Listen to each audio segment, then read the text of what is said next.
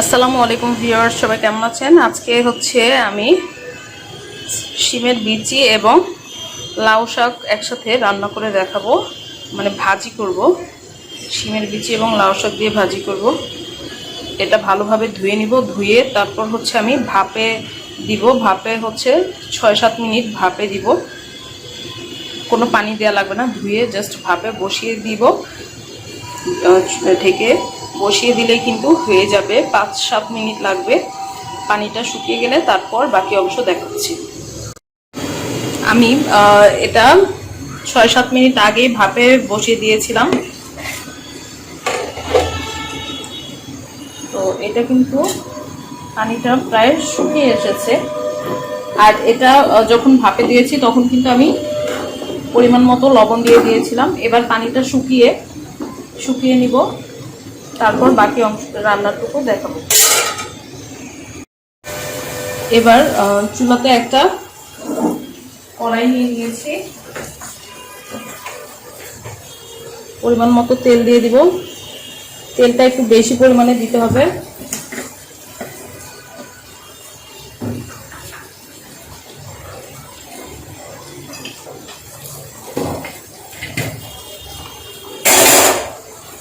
এবার এখানে আমি পেঁয়াজ দিয়ে দিব, পেঁয়াজ, কাঁচামরিচ এবং রসুন।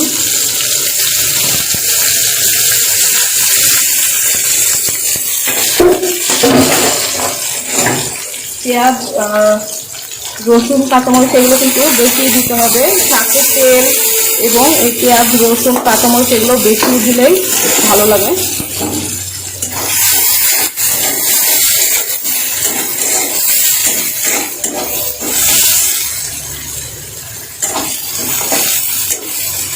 আর শাকে সেদ্ধর সময় লবণ দেওয়া হয়েছিল, তাই এখন লবণ আর দেওয়ার দরকার নেই।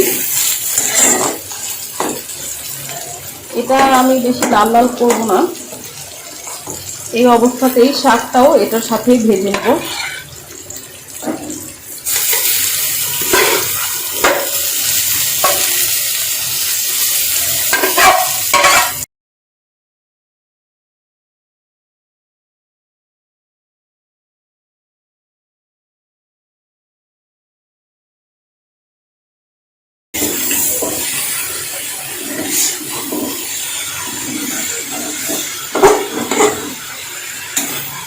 যেহেতু তেলটা একটু কম লাগছে আর একটু ফ্লেভারের জন্য আমি অল্প সরিষার তেল দিয়ে দিব।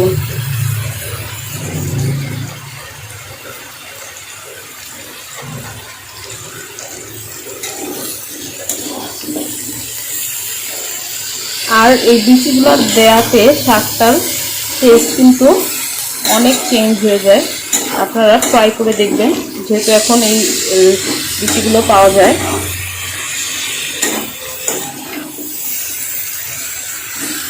এরকম করে 4-5 মিনিট ভাজলেই কিন্তু শাকটা হয়ে যাবে, যেহেতু এটা অলরেডি সেদ্ধ করা।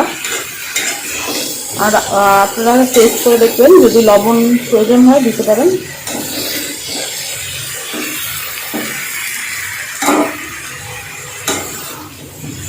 তো আমি এভাবে 4-5 মিনিট, 3-4 মিনিট ভেজে নিব, তাহলে কিন্তু আমার রান্নাটা শেষ হয়ে যাবে।